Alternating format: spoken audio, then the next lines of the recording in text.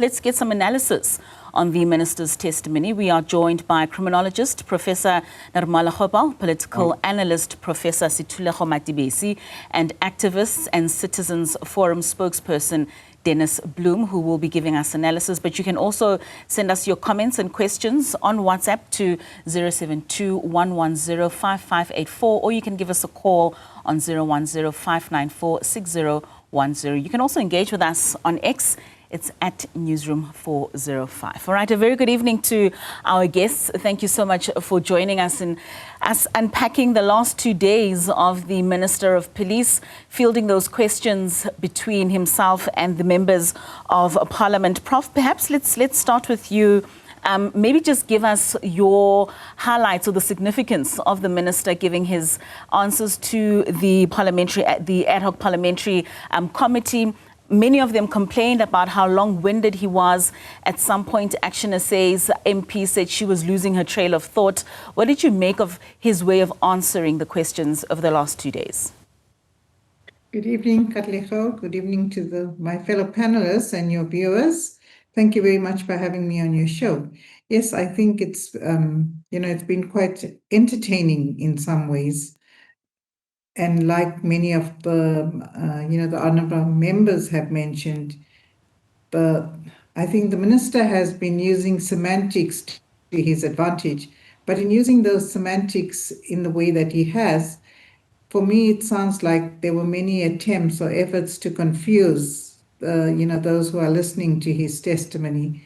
So really long-winded, unnecessary details that would make no sense, that don't make much sense and won't add to his credibility. In fact, if anything, much of his evidence is quite implausible at this point in time. And I think, of course, the entire nation who are commenting via social media platforms, etc., are recognizing the fact that he is trying every attempt to maintain or sustain or try some method to retain his reputation or his position for that matter.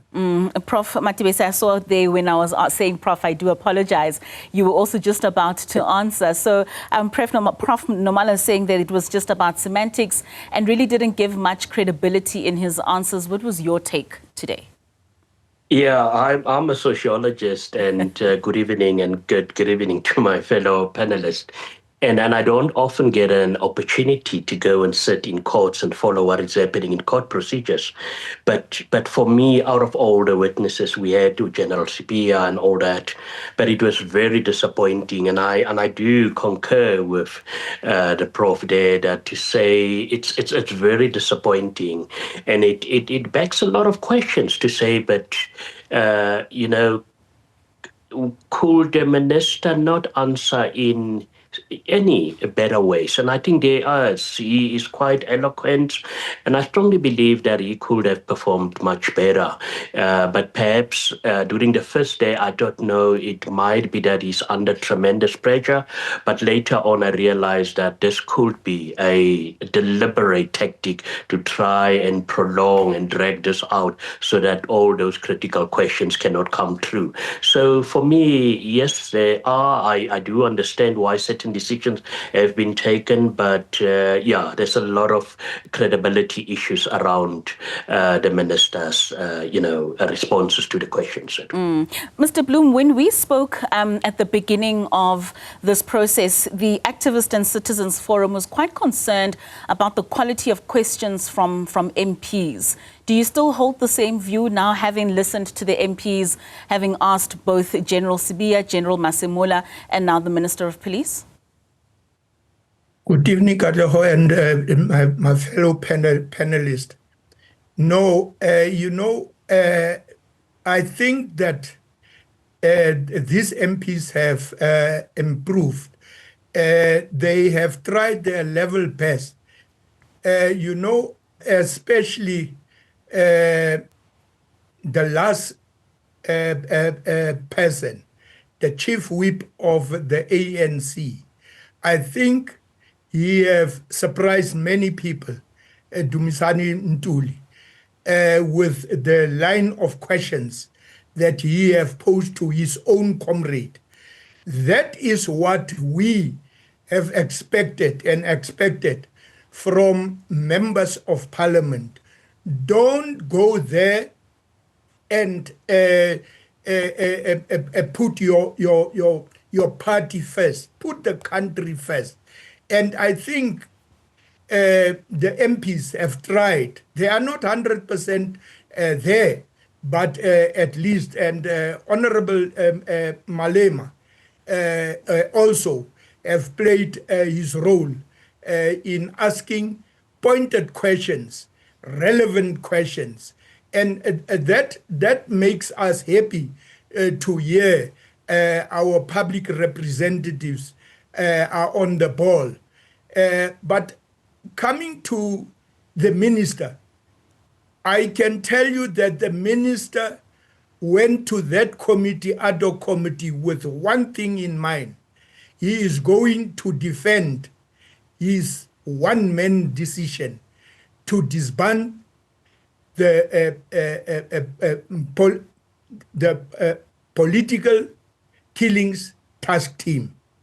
And in that way, he was blind to any question, all the questions, because he tried very hard to justify that decision.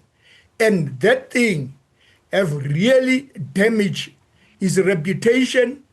And I think that the country is very disappointed in what Senzo Mchunu, the performance of Senzo Mchunu, his answers, very long answers that does not make sense. Members of parliament got irritated in him. The evidence leader got irritated in him. He was performing dismally because he went there with one thing in mind. Right. I am going to defend this thing. Prof. Gopal, I mean, Mr. Bloem speaks about the quality of questioning and also singling out the ANC chief whip in how he was stern towards the minister, even though they were from the same party. But the day started today with questioning from the Patriotic Alliance, and that was Mr. Ashley Sauls.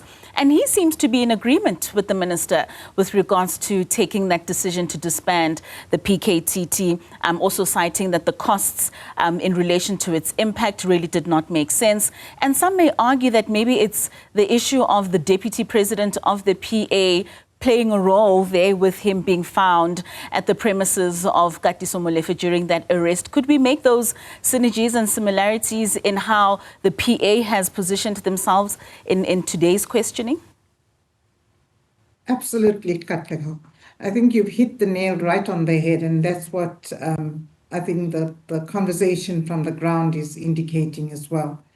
Having listened to Saul today, you could see that he did a 360-degree turn. And I think by and large, the conversations are pointing to the fact that he is now protecting his own PA members.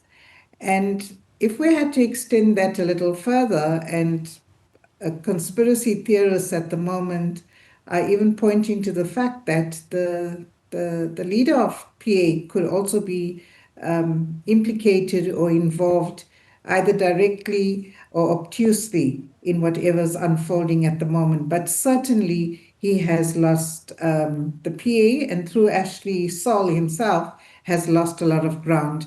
And I think I don't think that is hugely worrying, more than the fact that it was so translucent, whatever he was doing today.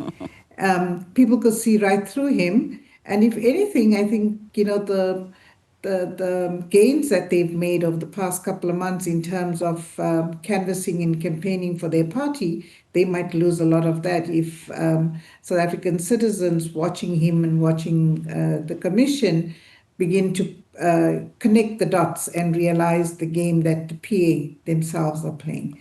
I also want to quickly speak to the fact that, initially I thought that the chief whip of the ANC was quite objective. But having listened to him today, as well as I think Sakanyele, having listened to their questions or their lines of inquiry today, it sounds like they caucused their questions for today, because it wasn't as objective, especially the chief whip, was not as objective as he was a couple of days ago. And for me, it sounds like it's two-tiered. One is that they're protecting the president after the kind of testimony that arose in the ad hoc committee, but also the fact that they have to try and save the reputation of the ANC. So today sounded very staged, not as objective as it was previously. All right, we do have a caller on the line. Siboniwe in Mthatha, very good evening to you. What's your take on the minister's answering of questions today in Parliament? Good evening. You see, I think we must start to be honest with the country, what he's saying, because firstly, he's not addressing only the ad hoc committee, addressing the country. You see, on two occasions, he didn't answer properly, and he was showing no honesty. You see, he was being asked, he promised to bring the recording where he was speaking to Mkhwanazi, but when the ad hoc committee asked for the recording was not there. You see, and secondly, Mkhunu was asked, Mr. Mkhunu, you were asked by General Mkhwanazi to have a meeting with him. Correct? Yes, that's correct. Then, instead of holding a meeting with Mkhwanazi, he's holding a meeting with Masemula, of which he was not given the agenda by Mkhwanazi. What the meeting is all about? Right. How do you hold a meeting with one other person instead of holding a meeting with a person who asked a meeting from you? All right, Siboniwe, thank you for your thoughts. Let's get another caller's on the line. Sanele in Nambiti. Sanele, good evening to you. What are your thoughts today? Good evening, my sister. Thanks so much, and greeting to all your panelists.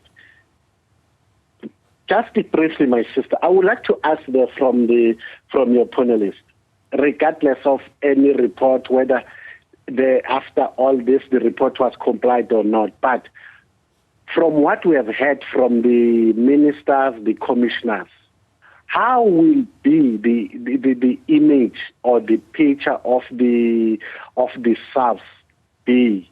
Should we be, as the citizen, be concerned and be worried? Because now, because this is the man on blue versus another man on blue. And again, this thing of deploying the political individual who don't have a capacity or any understanding of the operations within the SAPS and the intelligence of this country, is it still assisting?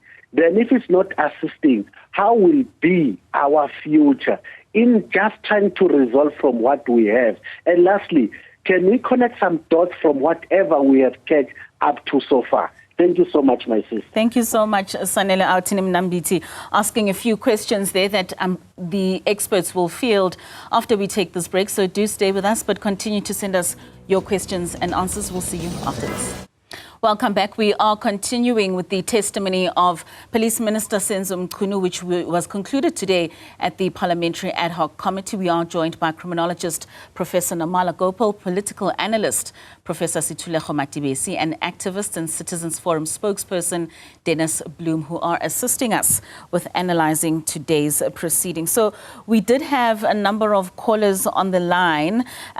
Professor Matebesi and Siboniwe in Mthatha was speaking about the minister not showing any honesty in his answers, but he also touched on that recording that we heard in the evidence in chief that was given by the minister, where he said that Mkhwanazi had made threats, but then coming back having found that it was a recording that was only recorded after what Mkhwanazi had allegedly already said, and him apologizing for not being able to make that recording available to the committee. What did you make of that situation? Katlego, it's yet once again what I would say a very desperate attempt from the team of the minister, because obviously, yeah, he works with a legal team and those around him who would have advised him what to do. And I believe that he did not have the time himself to go over that recording. Otherwise, he would have known. And that for me, it's yet again what I would call a political own goal. It's actually political suicide in this, horrendous as it may sound, because here you've got a minister who comes in front of the South African nation. Remember, it's not the MPs in front of him. He is actually accounting to South African citizens. And yet again, it's clear that he did not do his own homework on what he tabled. And one can just ask, whether he provides due thought to certain decisions that he have been taking, and that's why we are where we are today. Prof. Gopal, Sanele from Nambitu was asking about the image of SAPS and whether citizens need to be worried going forward. Should we be concerned with how we are now seeing the South African Police Service? And he also made mention about high-ranking officials and I suppose also the minister, that we need to select people that have gone through the ranks and that really understand the culture and the systems of the SA Police Service. Yes, definitely. I think he makes a very important point.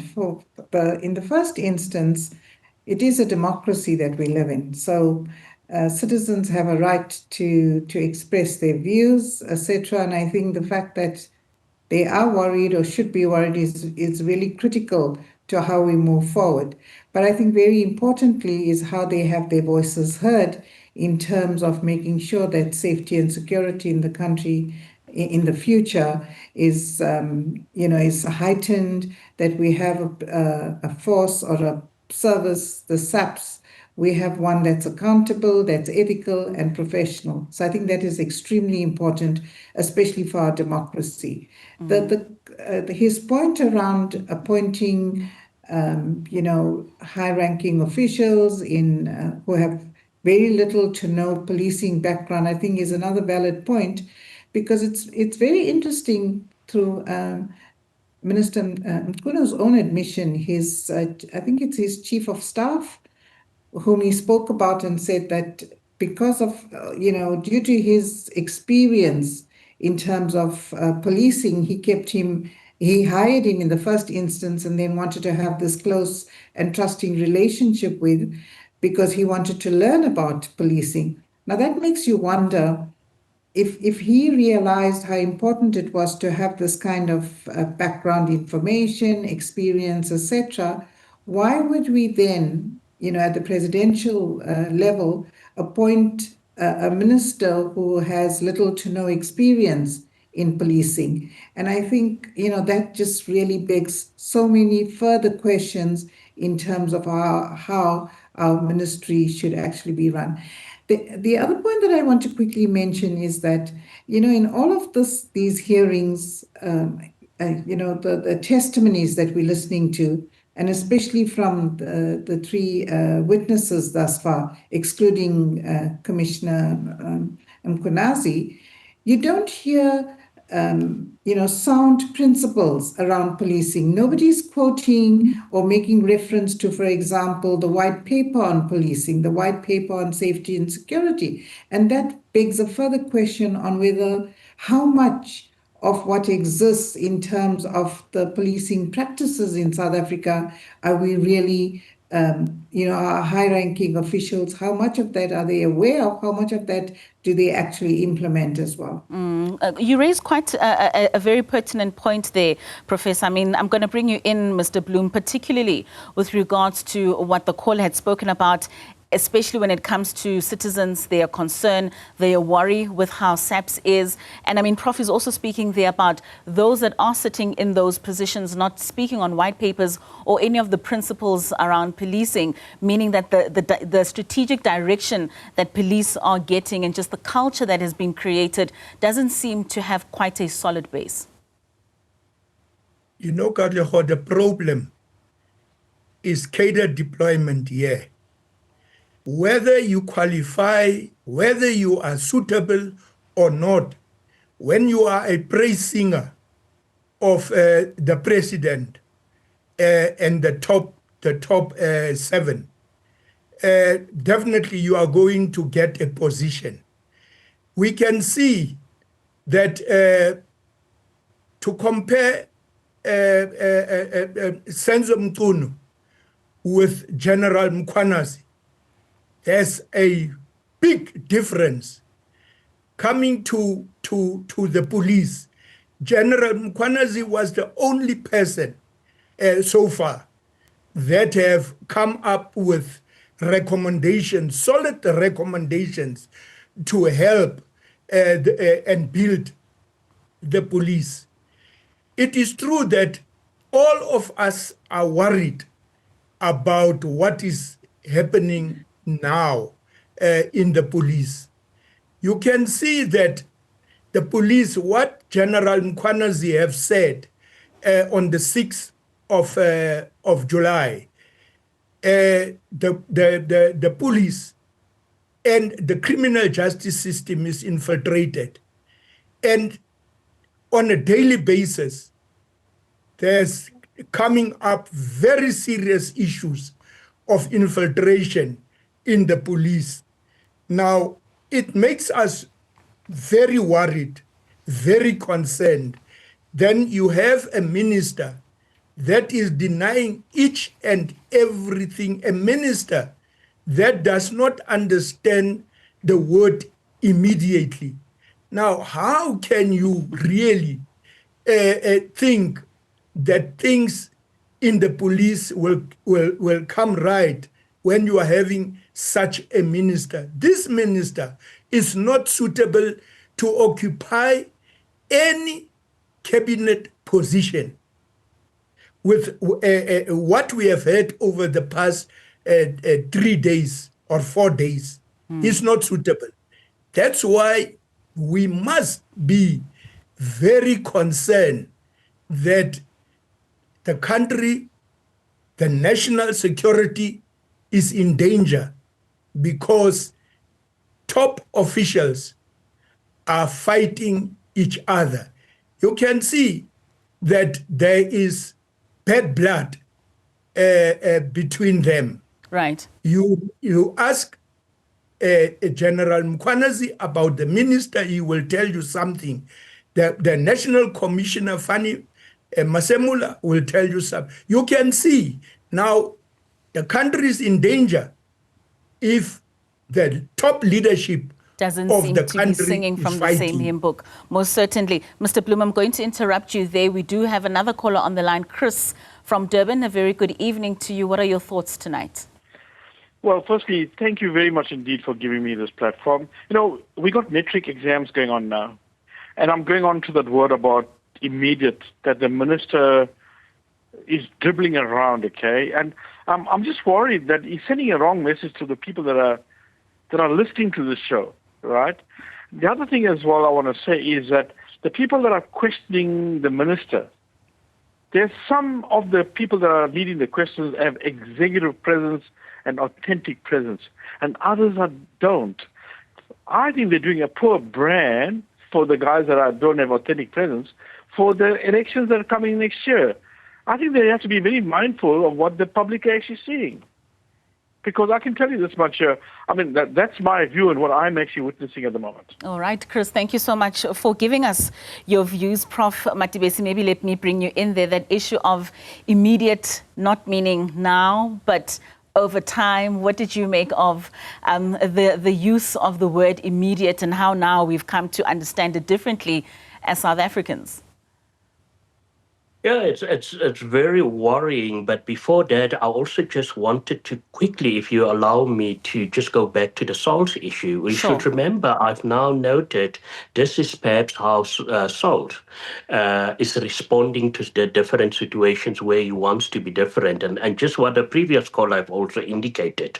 To a certain extent, yes, you can see partisan issues also coming to the fore in the questioning and all that. But with regard to the word, I mean, even at elementary level, whether you're at preschool, I strongly believe that a 6-year-old boy or girl will understand when I say leave the room immediately.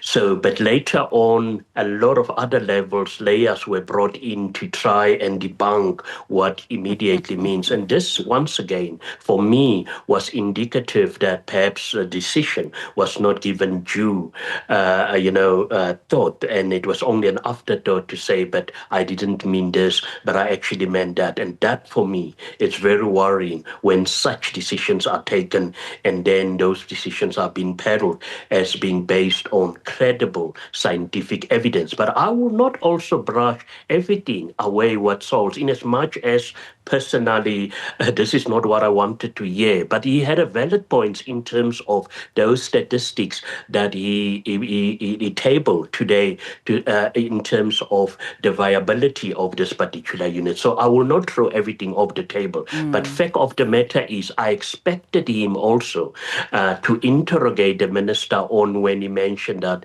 he himself has made up his mind to say that the minister was not sincere. But for me, the word immediately definitely means that immediate action needs to be taken, unless it is spelled out to say, but in the short term, over the next 3 months, this needs to happen. And that was not indicated from the outset. And that's where perhaps the confusion comes in. And of course, the minister does say that we shouldn't take it in isolation, because further down in the letter, it speaks about that 20 Jan preliminary report that he was expecting at the time. Therefore, immediate does not mean immediate. We do have a caller on the line, Mawawa in Cadre. Thank you so much for joining us. What are your thoughts today? Thank you very much, ma'am. I've got two things on my mind, three maybe. One, I think what the minister, how his conduct was at the ad hoc committee is symbolic. I think it is indicative of the type of leaders that we currently have as a country.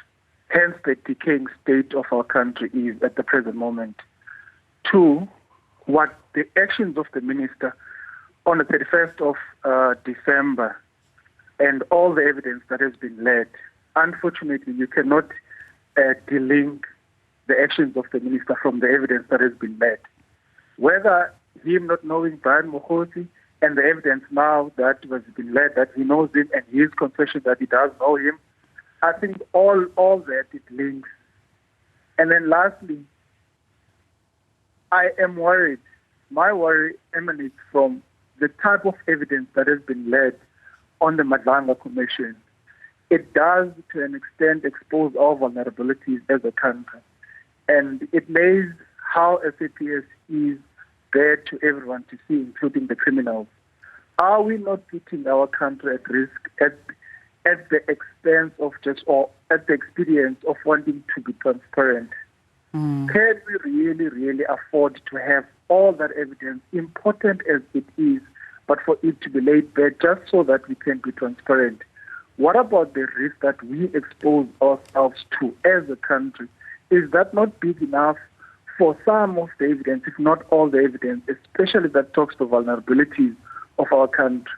I mean, lastly, just on this thing, when you hear evidence that has been spoken about that General Mkhwanazi once said in this commission, either in the ad hoc or in the Nhlanhla Commission, that he interacts with the generals of the army, he knows that they sometimes are out of fuel. They will not be able to travel.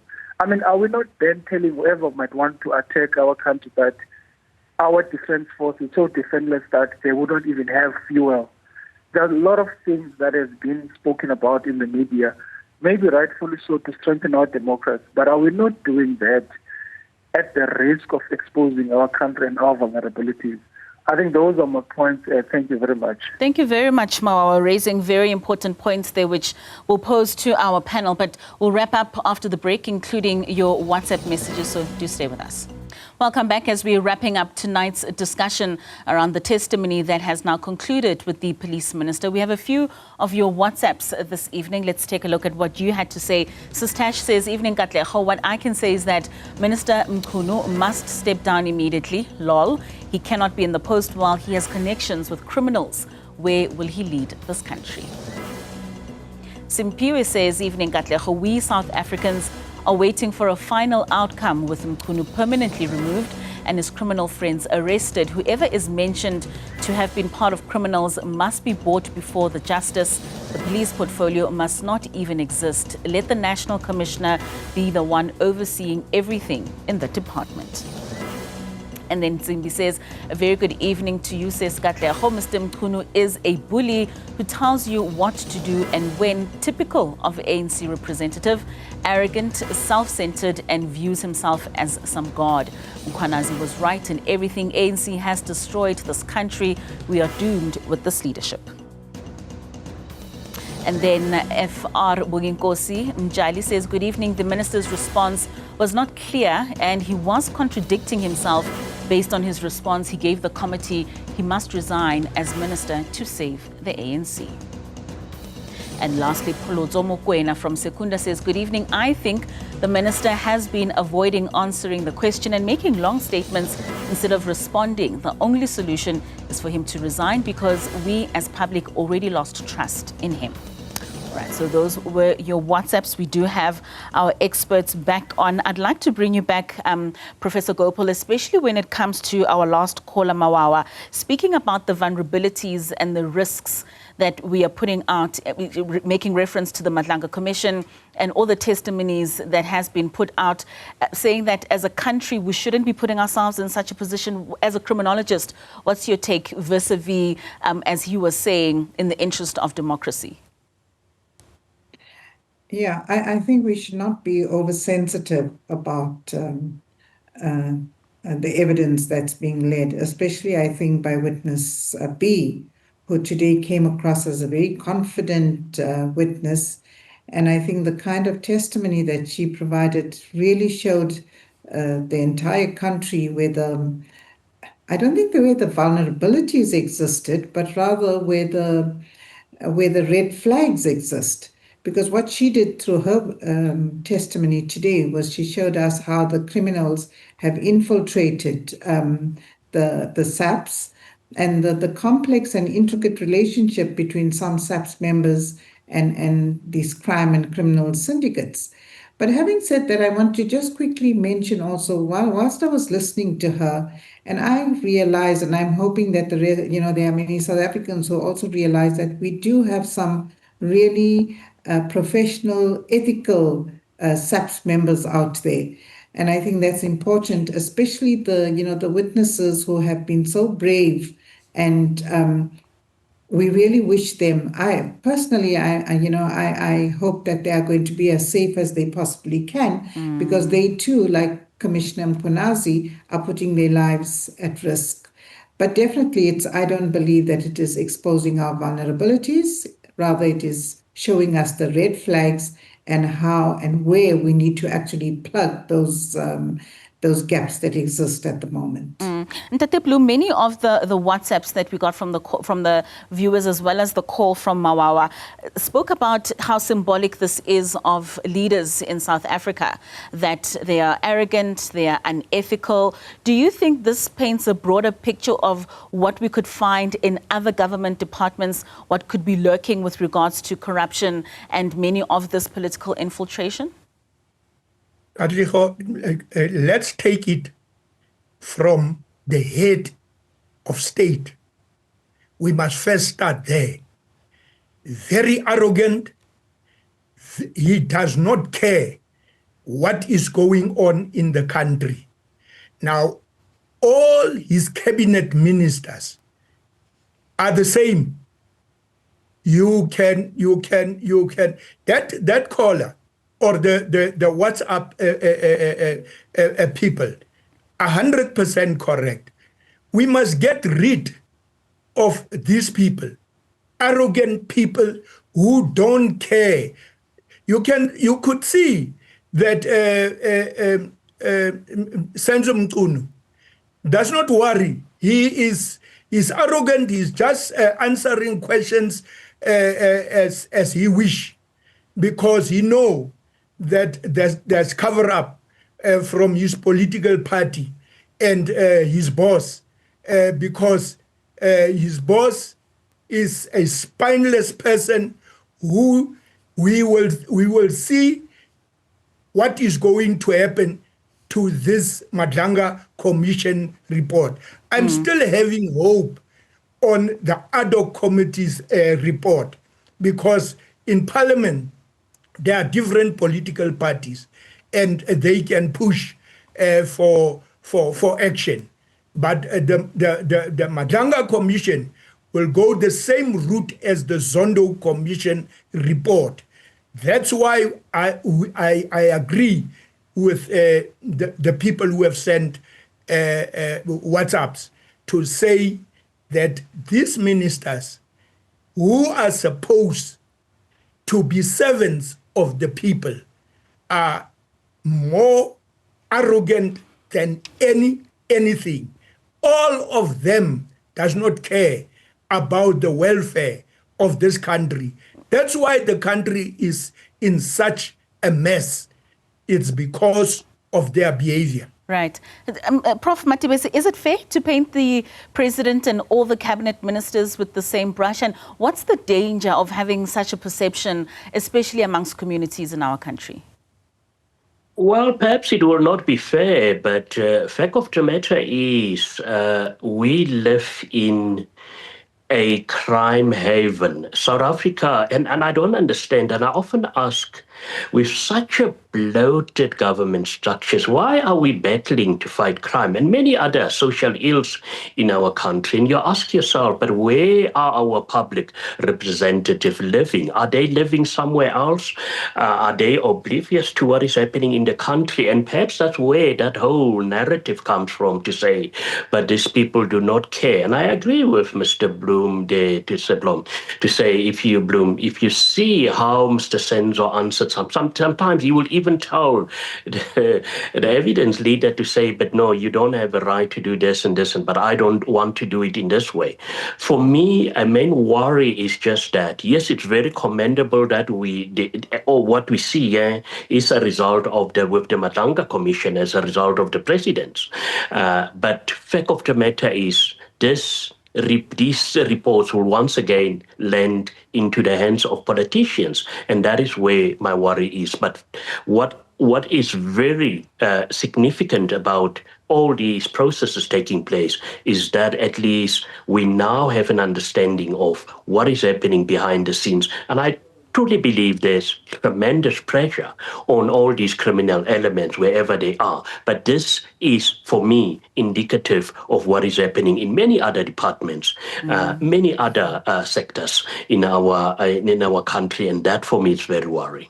All right. To wrap it up, Professor Gopal, we will tomorrow be seeing the former Minister of Police, Bheki Cele, then give his evidence in chief. Just very quickly, what do you think we should be looking out for in that testimony, especially with many of the MPs speaking about that maybe Minister Mchunu inherited a lot of this rot? And I think, Katlego, that would be quite understandable and predictable in terms of the line of questioning. I think all he's going to do is try and further, absolve himself and try and find some means to reclaim the ANC position. All right. Thank you so much to our panelists this evening. It certainly has been enlightening. Thank you for joining us for this conversation that has been Criminologist Professor Nirmala Gopal, Political Analyst Professor Sethulego Matebesi, and activist and Citizens Forum spokesperson Dennis Bloem.